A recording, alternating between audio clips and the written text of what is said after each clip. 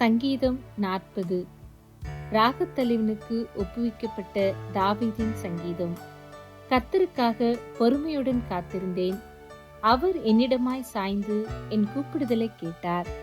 பயங்கரமான குழியிலும் உளையான சேற்றிலுமிருந்து என்னை தூக்கி எடுத்து என் கால்களை கண்மலையின் மேல் நிறுத்தி என் அடிகளை உறுதிப்படுத்தி நமது தேவனை துதிக்கும் புதுப்பாட்டை அவர் என் வாயிலே கொடுத்தார். அநேகர் அதை கண்டு பயந்து கர்த்தரை நம்புவார்கள். அகங்காரிகளையும் பொய்யை சார்ந்திருக்கிறவர்களையும் நோக்காமல் கர்த்தரையே தன் நம்பிக்கையாக வைக்கிற மனுஷன் பாக்கியவான். என் தேவனாகிய கர்த்தாவே, நீர் எங்கள் நிமித்தம் செய்த உம்முடைய அதிசயங்களும் உம்முடைய யோசனைகளும் அநேகமாயிருக்கிறது. ஒருவரும் அவைகளை உமக்கு விவரித்து சொல்லி முடியாது. நான் அவைகளை சொல்லி அறிவிக்க வேண்டுமானால் அவைகள் எண்ணிக்கைக்கு மேலானவைகள். பலியையும் காணிக்கையையும் நீர் விரும்பாமல் என் செவிகளை திறந்தீர்.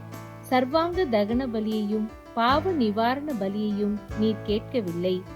அப்பொழுது நான், இதோ வருகிறேன், புஸ்தக சுருளில் என்னை குறித்து எழுதியிருக்கிறது.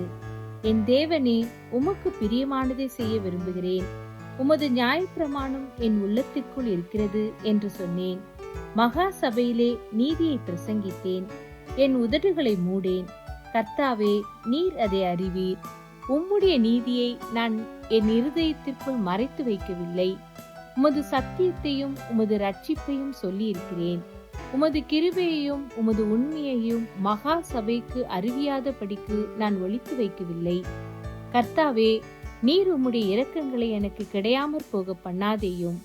உமது கிருபையையும் உமது உண்மையையும் எப்பொழுதும் என்னை காக்க கடவுது. எண்ணிக்கைக்கு அடங்காத தீமைகள் என்னை சூழ்ந்து கொண்டது.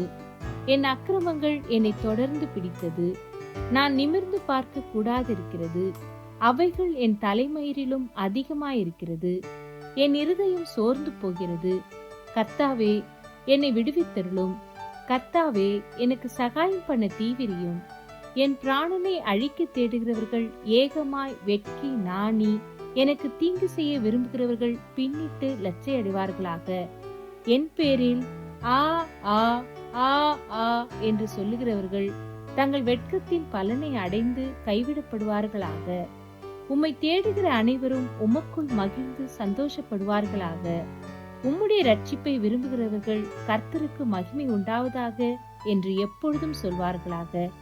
நான் சிறுமையும் எளிமையுமானவன். கர்த்தரோ என்மேல் நினைவாயிருக்கிறார். தேவரீர் என் துணையும் என்னை விடுவிக்கிறவருமாயிருக்கிறீர். என் தேவனே, தாமதியாதேயும்.